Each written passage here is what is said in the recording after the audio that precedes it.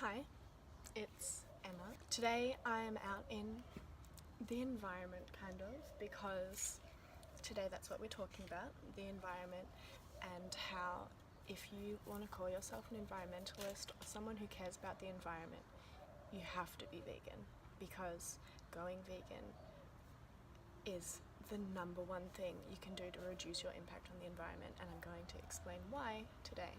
Look at pretty much everything I'm going to talk about today on the Cowspiracy website, and they have all of the links to their sources, and it's all very well backed up and very real. We'll start off with greenhouse gases and CO2. Animal agriculture is responsible for 18% of all greenhouse gas emissions globally. That is more than the combined exhaust from all transport worldwide. Livestock, a word that I don't like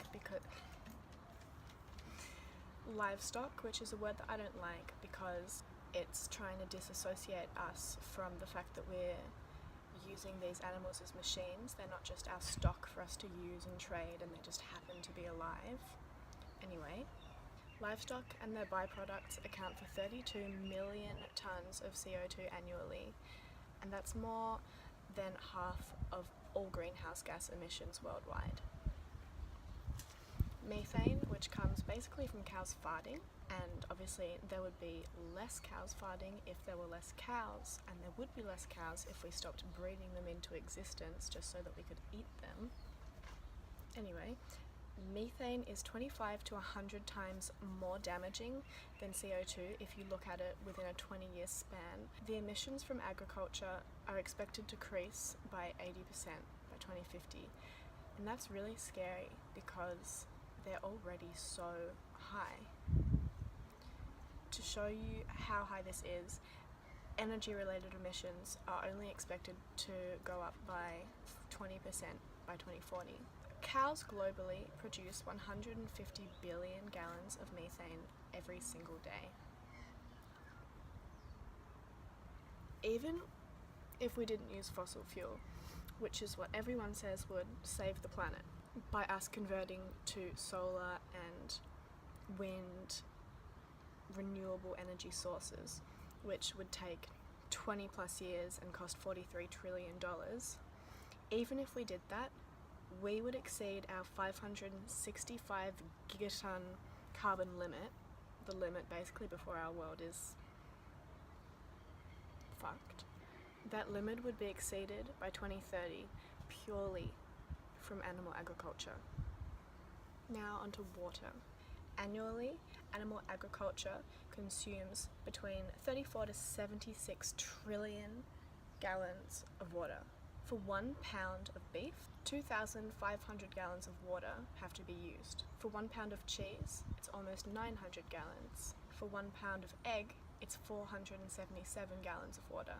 And for 1 gallon of milk, you need 1,000 gallons of water. That's absurd. Just don't drink milk. Here is an example that will show you how crazy the amount of water used in animal agriculture is. Only 5% of water consumed in America is consumed in private homes. So showering, using a toilet, washing dishes, drinking, washing clothes, etc. Animal agriculture is responsible for 33% of water usage in America. Think of every single person in every single house and how much water they use. And that's nothing compared to how much water is used in the animal agriculture system. Also, animal agriculture is the leading cause of species extinction, ocean dead zones, water pollution, and habitat destruction. Enormous amounts of forest are cleared constantly for animals to graze in and live in, and for the crops that those animals need to be fed. Every second, 1 to 2 acres of forest is cleared. The leading cause of forest destruction is for livestock and their feed. 136 million acres of rainforest has been cleared because of animal agriculture. 91% of the clearing of the Amazon, one of the most biodiverse places in the entire world is due to animal agriculture. Then we get to the oceans. The oceans are fucked.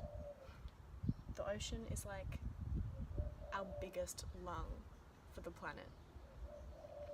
And often when we fish, we're ground trawling, which means that we're literally just getting a net and going straight across the bottom of the ocean, and not only are we picking up fish that we don't need, marine mammals that we don't need any of these fish, but not only are we picking up the fish that we're actually looking for, but we're also picking up the entire bottom of the ocean, the reef, the coral.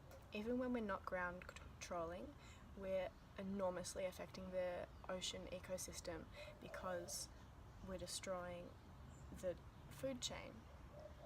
We aren't part of that food chain because we're not part of anything in nature. We've got houses, we have factory farms, we have telephones. We just aren't part of the natural cycle anymore. And the natural cycle, where whales eat plankton and sharks eat bigger fish and those bigger fish eat smaller fish, gets ruined because we're catching too many fish. And a lot of the fish that we're catching, we don't even end up eating. As much as 40% of the fish globally that we pick up are discarded because they're too small or they aren't right for eating. Scientists estimate that 6,500,000 whales, dolphins and seals are killed annually by fishing ships. We could see fishless oceans by 2048. For every 1 pound of fish that is caught, 5 pounds of bycatch is caught and killed too. That's dolphins, turtles, sharks, seals, anything. Each year between 90 to 100 million tons of fish are pulled out of the ocean and killed just so that we can eat them.